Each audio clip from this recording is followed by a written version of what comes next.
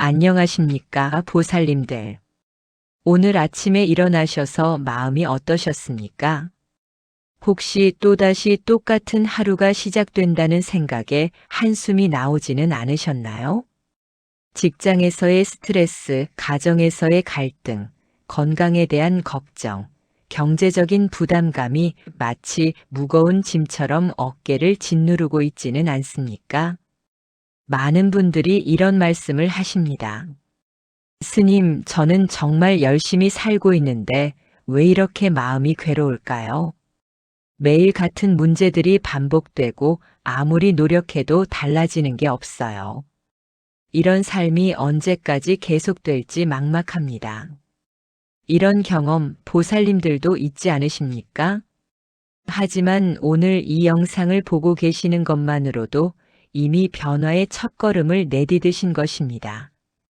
왜냐하면 2500년 전 부처님께서 똑같은 고민을 하시며 깨달으신 지혜가 바로 여기에 있기 때문입니다. 부처님께서는 말씀하셨습니다. 모든 고통의 원인은 마음에 있고 모든 해답 또한 마음에 있다고 말입니다. 오늘 제가 보살님들과 나누고자 하는 것은 단순한 위로의 말이 아닙니다. 실제로 적용하면 3일 만에도 마음의 변화를 느낄 수 있는 부처님의 구체적인 가르침입니다. 지금까지 수많은 법우님들이 이 방법을 통해 인생의 전환점을 맞으셨습니다. 70세 할머니께서는 30년간 지속된 우울감에서 벗어나셨고 45세 직장인 보살님은 만성적인 불안감을 극복하셨습니다. 60대 아버님은 분노 조절 문제를 해결하시고 가족과의 관계를 회복하셨습니다.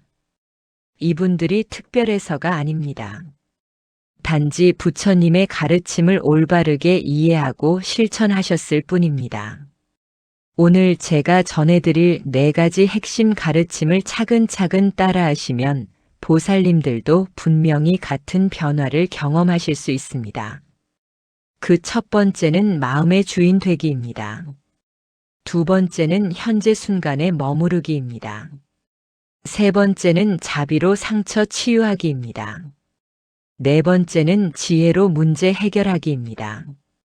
이 4가지만 제대로 익히시면 지금까지 보살님을 괴롭혔던 모든 마음의 문제들이 하나씩 해결되기 시작할 것입니다.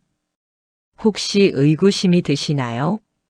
정말 이렇게 간단할까? 라고 생각하실 수도 있습니다. 하지만 부처님의 가르침의 위대함이 바로 여기에 있습니다. 복잡해 보이는 인생의 모든 문제들을 가장 근본적이고 단순한 원리로 해결해 주신다는 것입니다. 마치 모든 색깔이 빨강, 파랑, 노랑 3가지 원색으로 만들어지듯이 모든 마음의 고통도 이 4가지 원리로 해결될 수 있습니다. 지금부터 함께 그 여행을 시작해 보겠습니다. 마음을 편안히 하시고 부처님의 자비로운 음성에 귀를 기울여 주십시오. 첫 번째로 말씀드릴 것은 마음의 주인 되기입니다. 혹시 보살님들은 하루 종일 마음이 어디로 향하는지 관찰해 보신 적이 있으십니까? 아마 대부분의 시간을 과거의 후회나 미래의 걱정 속에서 보내고 계실 것입니다. 어제 상사에게 들은 핀잔 때문에 밤새 뒤척이거나 내일 병원 검사 결과가 걱정되어 잠을 이루지 못하거나 지난주 자녀와 나눈 언쟁 때문에 며칠째 마음이 무거우시거나 이런 경험들 보살님들도 잘 아시지 않습니까? 부처님께서는 이런 상태를 마음이 주인을 잃고 떠도는 상태라고 하셨습니다. 법구경에서 부처님께서 말씀하셨습니다. 마음은 모든 법의 근본이다. 마음이 주인이다. 청정한 마음으로 말하고 행하면 즐거움이 그를 따른다. 마치 그림자가 형체를 따르듯이. 여기서 핵심은 마음이 주인이라는 표현입니다. 우리가 마음의 주인이 되어야 한다는 뜻이 아니라 마음 자체가 모든 경험의 주인이라는 의미입니다. 그렇다면 우리는 어떻게 이 마음의 주인 자리를 되찾을 수 있을까요? 조주선사의 유명한 선어록을 보겠습니다. 한 스님이 조주선사에게 물었습니다. 어떻게 하면 마음의 평안을 얻을 수 있습니까? 조주선사가 답하셨습니다. 평안을 구하는 그 마음을 내려놓아라. 얼핏 들으면 모순처럼 들립니다. 평안을 얻고 싶어서 물어봤는데 평안을 구하지 말라고 하시니 말입니다. 하지만 여기에 깊은 지혜가 숨어 있습니다. 우리가 평안을 간절히 구할 때 그 구하는 마음 자체가 불안의 원인이 된다는 것입니다. 예를 들어보겠습니다. 60대 박 보살님께서 상담을 오셨습니다. 스님, 요즘 잠이 안 와서 너무 괴로워요. 어떻게 하면 잘 잘 수 있을까요? 제가 물어봤습니다. 언제부터 잠이 안 오기 시작하셨나요? 한 달 전부터요. 그런데 잠이 안 온다는 생각을 하면 할수록 더 잠이 안 와요. 바로 이것입니다. 잠을 자려고 애쓰는 그 마음이 잠을 방해하는 것입니다. 평안을 구하려는 그 마음이 불안을 만드는 것입니다. 그렇다면 구체적으로 어떻게 실천해야 할까요? 첫 번째 방법은 지금 이 순간 마음 상태 인정하기입니다. 불안하면 지금 내가 불안하구나 하고 인정하십시오. 화가 나면 지금 내가 화가 났구나 하고 인정하십시오. 슬프면 지금 내가 슬프구나 하고 인정하십시오. 여기서 중요한 것은 그 감정을 바꾸려고 하지 않는 것입니다. 그저 있는 그대로 인정하는 것입니다. 마치 거울이 무엇을 비추든 판단하지 않고 그대로 비추듯이 우리 마음도 무슨 생각과 감정이 일어나든 그대로 바라보는 것입니다. 두 번째 방법은 호흡과 함께 마음 안정시키기입니다. 부처님께서 가르치신 안반수이념 호흡 관찰 수행을 간단히 적용해 보겠습니다. 편안한 자세로 앉으십시오. 눈을 감으시고 자연스럽게 숨을 쉬십시오. 들숨 때는 마음속으로 들어온다고 하시고 날숨 때는 나간다고 하십시오. 이때 중요한 것은 억지로 깊게 쉬려고 하지 않는 것입니다. 그냥 자연스러운 호흡을 관찰하시는 것입니다. 처음에는 5분부터 시작하세요. 하루에 2번 아침과 저녁에 하시면 됩니다. 세 번째 방법은 생각 관찰하기입니다. 우리는 하루에 약 6만 개의 생각을 한다고 합니다. 그런데 그중 95%가 어제와 똑같은 생각이라고 합니다. 생각이 일어날 때마다 생각이 일어났다고 이름을 붙여보십시오. 걱정이 생기면 걱정 생각, 화가 나면 화남 생각, 후회가 되면 후회 생각이라고 이름을 붙이는 것입니다. 마치 하늘에 떠다니는 구름을 바라보듯이 마음에 떠오르는 생각들을 바라보는 것입니다. 구름이 하늘을 더럽히지 못하듯 생각들도 본래 마음을 더럽히지 못합니다. 이렇게 3일만 연습하시면 분명히 변화를 느끼실 것입니다. 마음이 조금씩 고요해지고 감정에 휘둘리지 않는 자신을 발견하게 될 것입니다. 두 번째로 말씀드릴 것은 현재 순간에 머무르기입니다. 우리는 몸은 지금 여기에 있지만 마음은 항상 다른 곳에 있습니다. 아침에 일어나자마자 오늘 할 일들을 걱정하고 밤에 잠자리에 들어서는 하루 종일 있었던 일들을 반추합니다. 그런데 생각해 보십시오. 과거는 이미 지나갔고 미래는 아직 오지 않았습니다. 우리가 실제로 살 수 있는 시간은 오직 지금 이 순간뿐입니다. 부처님께서는 중화함경에서 이렇게 말씀하셨습니다. 과거를 쫓지 말고 미래를 바라지 말라. 과거는 이미 지나갔고 미래는 아직 이르지 않았다. 다만 현재의 법을 현재에 관찰하여 흔들리지 않고 움직이지 않으면 이것을 배우고 실천하라. 이 말씀의 핵심은 현재의 법을 현재에 관찰하라는 것입니다. 지금 이 순간에 일어나는 모든 것을 있는 그대로 보라는 뜻입니다. 그런데 현실적으로 생각해 보면 과거를 돌아보고 미래를 계획하는 것도 필요하지 않을까요? 물론 그렇습니다. 부처님께서 말씀하신 것은 과거와 미래에 대한 생각 자체를 하지 말라는 것이 아닙니다. 과거의 후회와 미래의 걱정에 사로잡혀서 현재를 놓치지 말라는 것입니다. 원효 대사의 일화를 하나 소개해 드리겠습니다. 원효 대사께서 당나라로 유학을 가시는 도중에 비를 피해 어느 동굴에서 하룻밤을 지내게 되었습니다. 밤중에 목이 말라 물을 찾다가 손으로 만져보니 물이 담긴 그릇이 있었습니다. 그 물을 마시니 시원하고 달콤했습니다. 다음 날 아침에 일어나 보니 그 그릇은 해골이었고 그 안의 물은 썩은 물이었습니다. 원효 대사는 이를 보고 크게 깨달으셨습니다. 아, 모든 것이 마음에 달린 것이로구나. 마음이 만들어낸 분별 때문에 괴로워하는 것이로구나. 어젯밤 그 물을 마실 때는 달콤했는데 해골이라는 것을 안 순간 역겨워졌습니다. 물 자체는 변하지 않았는데 마음의 분별 때문에 전혀 다른 경험이 된 것입니다. 이것이 바로 현재 순간의 힘입니다. 지금 이 순간에 집중할 때 우리는 마음의 분별과 판단에서 벗어날 수 있습니다. 구체적인 실천 방법을 알려드리겠습니다. 첫 번째는 5감각 깨우기입니다. 지금 이 순간에 다음 5가지를 찾아보십시오.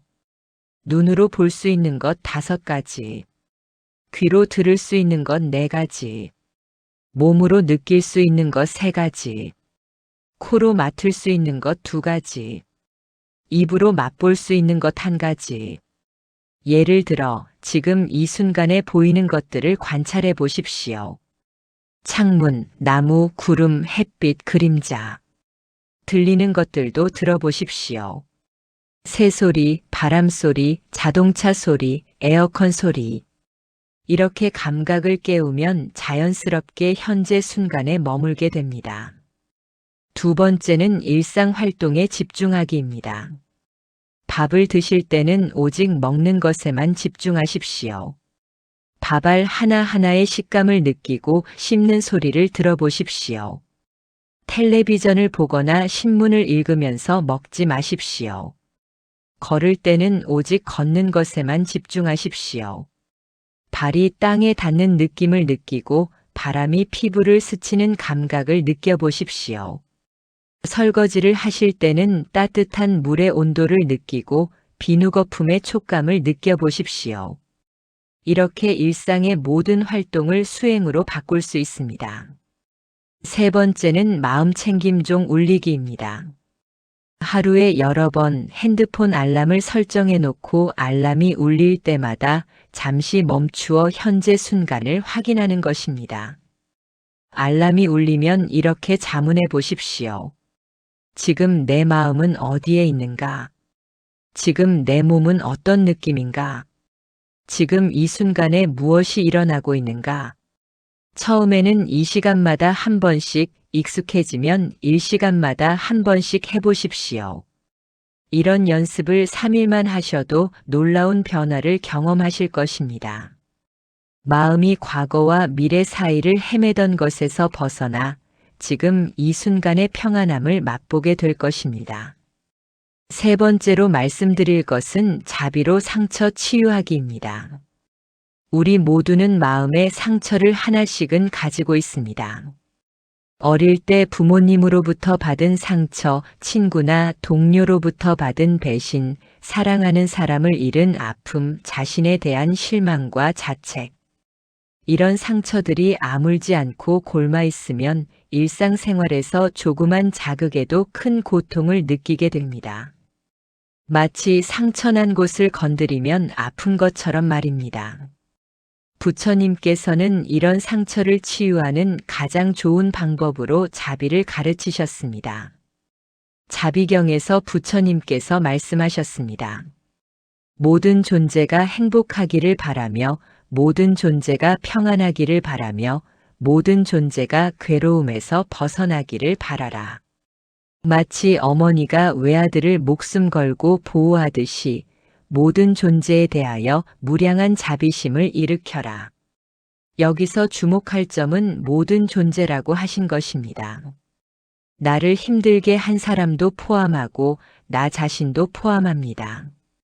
특히 자신에 대한 자비가 가장 어렵고도 중요합니다. 우리는 다른 사람에게는 관대하면서도 자신에게는 너무 혹독합니다.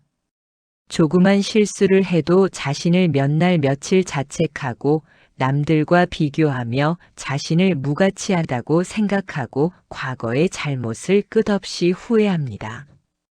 해능대사의 6조 단경에 이런 말씀이 있습니다. 자기 마음의 부처를 보지 못하고 밖에서 부처를 찾는 것은 어리석은 일이다. 자신의 마음이 곧 부처이니 밖에서 부처를 구하지 말라. 우리 안에 이미 부처님과 같은 자비로운 마음이 있다는 뜻입니다. 단지 그것을 가리고 있는 구름들을 걷어내기만 하면 됩니다. 구체적인 자비 수행법을 알려드리겠습니다. 첫 번째는 자해 명상입니다. 편안한 자세로 앉아서 먼저 자신에게 이렇게 말해 보십시오. 내가 행복하기를 바랍니다. 내가 건강하기를 바랍니다. 내가 평안하기를 바랍니다. 내가 괴로움에서 벗어나기를 바랍니다. 처음에는 형식적으로 느껴질 수 있습니다. 하지만 계속 반복하다 보면 진심이 담기게 됩니다.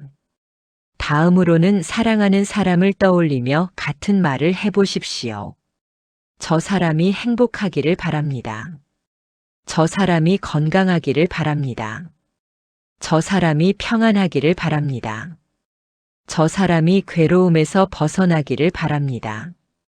그 다음으로는 중립적인 사람, 즉 특별히 좋아하거나 싫어하지 않는 사람을 떠올리며 같은 말을 해보십시오.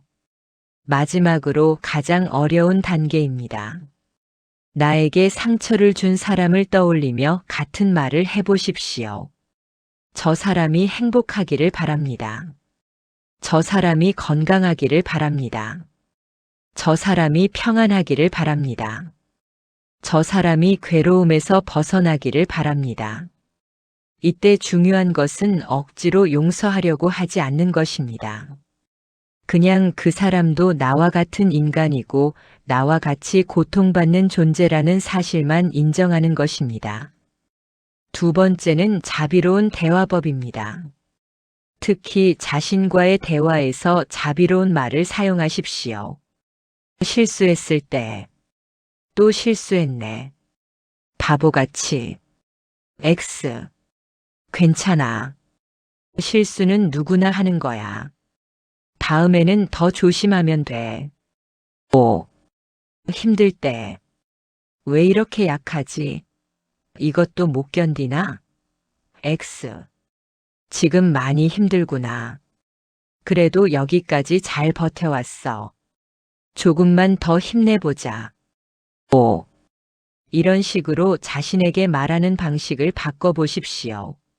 마치 사랑하는 자녀나 친구에게 말하듯이 자신에게도 자비롭게 말하는 것입니다. 세 번째는 상처 치유 명상입니다. 마음속 깊이 박혀있는 상처를 직접 치유하는 명상법입니다.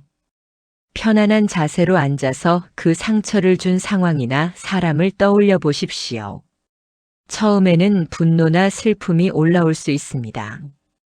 그것을 억누르지 말고 그대로 느껴보십시오. 그리고 그 감정이 몸의 어느 부위에서 느껴지는지 관찰해 보십시오.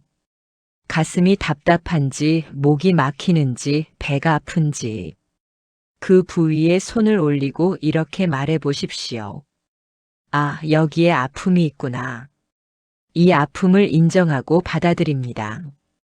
그리고 그 부위에 따뜻한 빛이 들어와서 아픔을 치유한다고 상상해 보십시오. 부처님의 자비로운 빛이 그 상처를 어루만져 준다고 생각해 보십시오. 이런 연습을 며칠 계속하면 오래된 상처들이 하나씩 아물어가는 것을 느끼실 수 있을 것입니다. 네 번째로 말씀드릴 것은 지혜로 문제 해결하기입니다. 지금까지 마음을 안정시키고 현재에 머무르고 자비로 치유하는 방법을 말씀드렸습니다.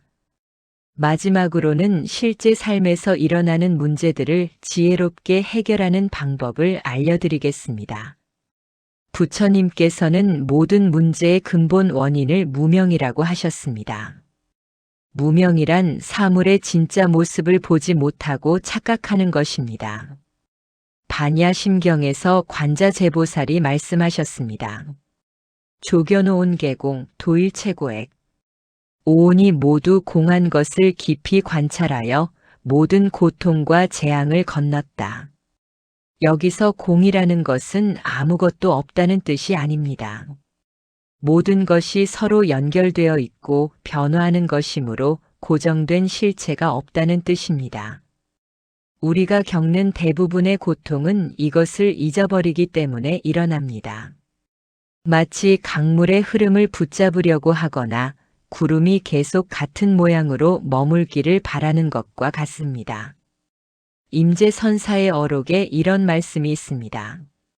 만약 무엇인가를 얻으려고 한다면 이미 길을 잃은 것이다. 만약 무엇인가를 피하려고 한다면 역시 길을 잃은 것이다. 얻으려 하지도 말고 피하려 하지도 말라. 그러면 그대는 부처보다 나을 것이다. 이 말씀의 핵심은 있는 그대로 받아들이기입니다. 좋은 것을 붙잡으려 하지도 말고 나쁜 것을 피하려 하지도 말고 지금 이 순간 일어나는 모든 것을 있는 그대로 받아들이라는 뜻입니다. 그렇다면 구체적으로 어떻게 문제를 해결해야 할까요? 첫 번째는 문제의 뿌리 찾기입니다. 표면적으로 드러난 문제 뒤에 숨어 있는 진짜 원인을 찾는 것입니다. 예를 들어 자녀와의 갈등 때문에 고민이라고 하시는 분이 있습니다. 겉으로 보면 자녀가 말을 안 듣는 것이 문제인 것 같습니다. 하지만 더 깊이 들여다보면 자녀를 통제하려는 자신의 욕심이 문제의 뿌리일 수 있습니다. 또는 직장에서의 스트레스 때문에 힘들어 하시는 분이 있습니다. 겉으로 보면 업무량이 많거나 상사가 까다로운 것이 문제인 것 같습니다. 하지만 더 깊이 보면 완벽해야 한다는 자신의 집착이 문제의 뿌리일 수 있습니다. 이렇게 문제의 뿌리를 찾으면 해결책도 명확해집니다. 두 번째는 중도의 지혜 적용하기입니다. 부처님께서 가르치신 중도는 극단을 피하고 균형을 찾는 지혜입니다. 너무 엄격하지도 너무 느슨하지도 않고 너무 적극적이지도 너무 소극적이지도 않고 너무 긍정적이지도 너무 부정적이지도 않은 중간 지점을 찾는 것입니다. 예를 들어 건강 관리를 할 때도 중도의 지혜가 필요합니다. 너무 무리한 운동은 몸을 해치고 너무 안 움직이는 것도 건강에 좋지 않습니다. 자신의 몸 상태에 맞는 적당한 운동이 중도입니다. 인간관계에서도 마찬가지입니다. 너무 의존적이지도 너무 독립적이지도 않은 건강한 거리감을 유지하는 것이 중도입니다. 세 번째는 인연법으로 바라보기입니다. 부처님께서 가르치신 연기법은 모든 것이 조건에 따라 일어나고 사라진다는 가르침입니다.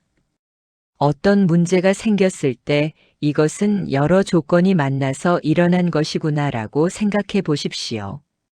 예를 들어 부부 갈등이 있다면 그것은 한 사람만의 잘못이 아닙니다. 서로의 성격, 자라온 환경, 현재 상황, 스트레스 정도 등 여러 조건이 만나서 일어난 것입니다. 이렇게 보면 상대방을 원망하거나 자신만 책망하지 않게 됩니다. 대신 어떤 조건을 바꾸면 상황이 개선될지 지혜롭게 생각할 수 있습니다. 네 번째는 무상의 지혜 활용하기입니다. 모든 것은 변합니다. 좋은 것도 나쁜 것도 영원하지 않습니다. 지금 힘든 상황에 있다면 이것도 지나갈 것이다라고 생각해 보십시오. 지금 좋은 상황에 있다면 이것에 너무 집착하지 말자라고 생각해 보십시오. 이렇게 무상의 지혜를 적용하면 어떤 상황에서도 마음의 평정을 유지할 수 있습니다. 마지막으로 실제 사례를 하나 소개해 드리겠습니다. 55세 김보살님께서 오셨습니다. 남편과의 관계 때문에 20년째 고민이라고 하셨습니다. 남편이 술을 자주 드시고 화를 잘 내시고 집안일은 전혀 도와주지 않으신다고 하셨습니다. 스님, 정말 답답해서 미칠 것 같아요. 이혼을 해야 할까요? 제가 말씀드렸습니다. 보살님, 먼저 남편분의 행동 뒤에 있는 마음을 한번 생각해 보세요. 왜 술을 드실까요?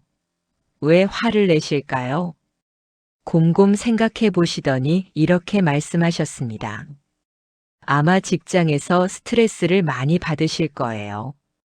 그리고 어릴 때 아버지가 그런 분이셨대요. 그렇다면 남편분도 고통받고 계시는 거네요. 보살님과 마찬가지로요. 그때부터 김보살님의 시각이 바뀌기 시작했습니다. 남편을 미워할 대상이 아니라 함께 고통을 겪고 있는 동반자로 보기 시작하신 것입니다. 3개월 후에 다시 오셨을 때 표정이 완전히 달라져 있었습니다. 스님, 남편이 완전히 변했어요. 술도 줄이고 화도 덜 내고 집안일도 도와줘요. 하지만 실제로는 남편분이 바뀐 것이 아니라 김보살님의 마음이 바뀐 것이었습니다. 남편분을 자비로운 마음으로 대하시니 남편분도 자연스럽게 변하신 것입니다. 이것이 바로 부처님 지혜의 힘입니다. 보살님들, 오늘 제가 말씀드린 4가지 방법을 정리해 보겠습니다. 첫째, 마음의 주인 되기입니다. 감정과 생각을 있는 그대로 인정하고 호흡과 함께 마음을 안정시키며 생각을 관찰하는 연습을 하십시오. 둘째, 현재 순간에 머무르기입니다.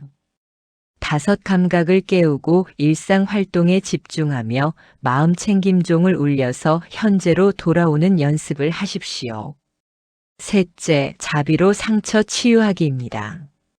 자해 명상을 하고 자신과 자비로운 대화를 나누며 상처 치유 명상으로 오래된 아픔을 치유하십시오.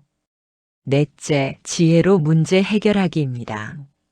문제의 뿌리를 찾고 중도의 지혜를 적용하며 인연법과 무상의 지혜로 상황을 바라보십시오.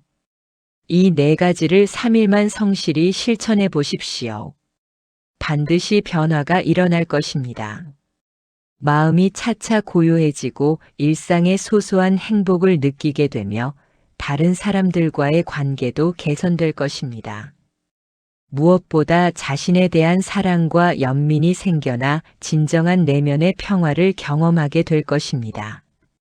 부처님께서 말씀하셨습니다. 자기 자신이야말로 이 세상에서 가장 사랑해야 할 존재이다. 자신을 진정으로 사랑하는 사람은 다른 사람도 진정으로 사랑할 수 있다. 보살님들도 이제 자신을 진정으로 사랑하는 방법을 배우셨습니다. 그 사랑이 가족에게, 이웃에게, 세상 모든 존재에게 퍼져나가기를 서원합니다. 오늘 이 법문이 보살님들의 삶에 작은 도움이라도 되었다면 좋아요 버튼을 눌러주시고 댓글로 경험을 나누어 주십시오. 다른 분들에게도 큰 힘이 될 것입니다. 모든 존재가 행복하기를, 모든 존재가 평안하기를, 모든 존재가 괴로움에서 벗어나기를 간절히 서원하며 오늘 법문을 마치겠습니다. 감사합니다. 나무아미타불 관세음보살